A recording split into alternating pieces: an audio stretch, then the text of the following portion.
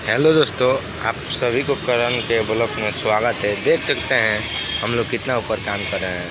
ये सब मजबूरी है, ये घर का जिम्मेवारी है। देख सकते हैं यहाँ, देखिए कितना ऊपर है। गिरने के बाद कोई चांस नहीं। देखिए नीचे कितना, ये सब मजबूरी है। मजबूरी का नाम है पैसा, जानते ही हैं। देखिए ये कितना कितना ऊपर ऊपर काम करना पड़ता है। अगर काम नहीं करेंगे फिर क्या होगा।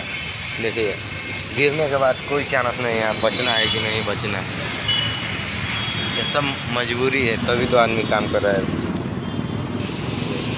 कितना ऊपर ऊपर चढ़कर, ये देखिए नीचे इतना ऊपर ऊपर आदमी चढ़कर काम करता है पैसे के लिए। सबसे बड़ी बात पैसा पैसा। देखिए यहाँ गिरने के बाद कोई चांस नहीं है कि बचना भी है कि नहीं बचना है। देखिए इतना बड़ा बड़ा यहाँ है, ये नीचे